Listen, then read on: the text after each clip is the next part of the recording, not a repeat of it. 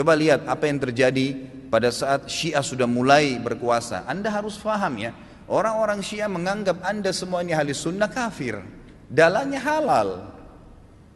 Mau lihat buktinya? Apa yang mereka lakukan di Irak?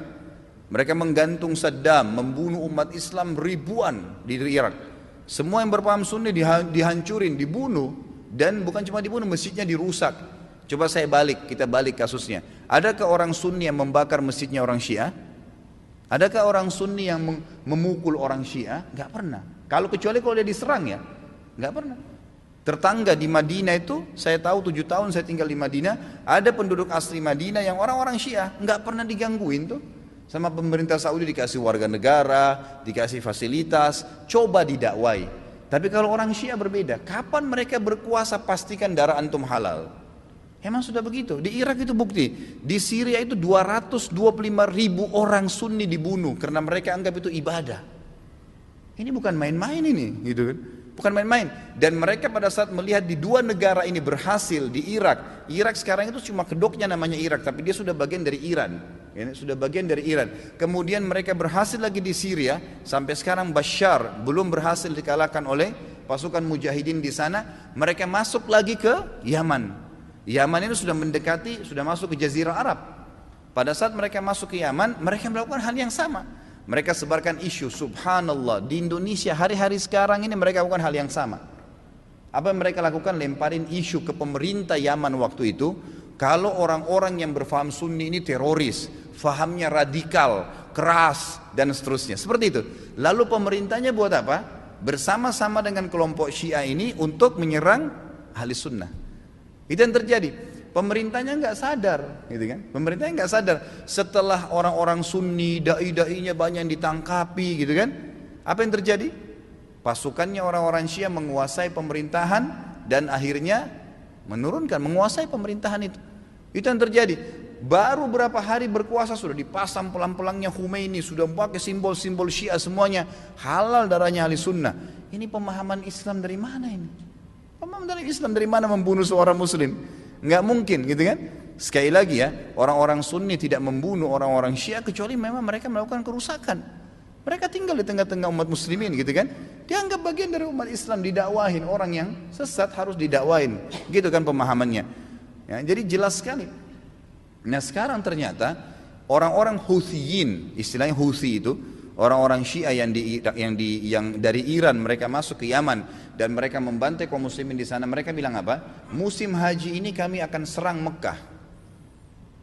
Mendengar statement tersebut, kira-kira apa yang dilakukan oleh Raja Salman? Beliau ambil keputusan. Ini orang sudah gila nih. Mereka pernah melakukan beberapa tahun yang lalu, kurang lebih 30 atau 40 tahun yang lalu, orang-orang Syiah pernah masuk dari wilayah Persia di Iran dan mereka membantai jemaah haji.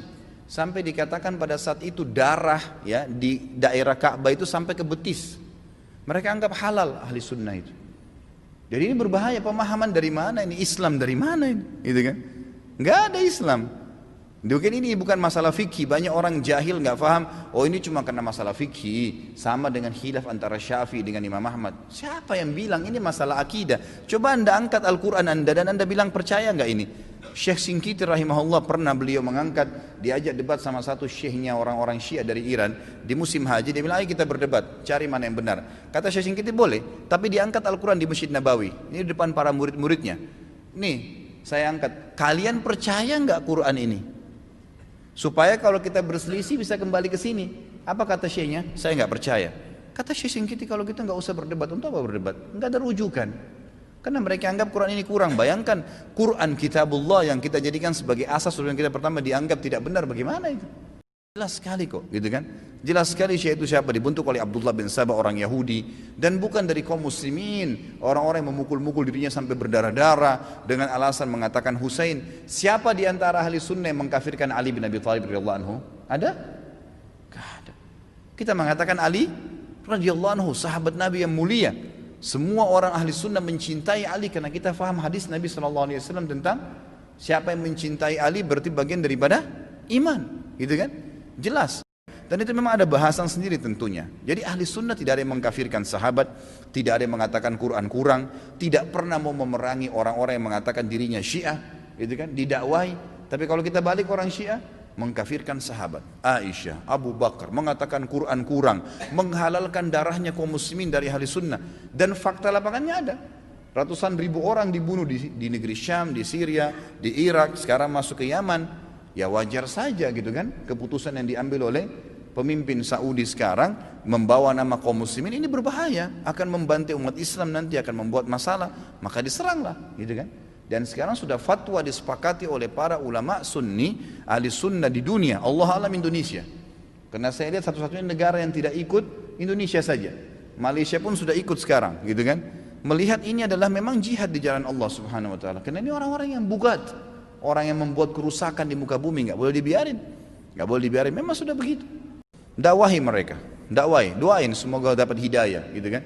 Karena banyak di antara mereka subhanallah akhirnya sadar, akhirnya tahu bahwasanya itu mana benar dan mana salah. Banyak sekali kasus berhubungan dengan masalah ini.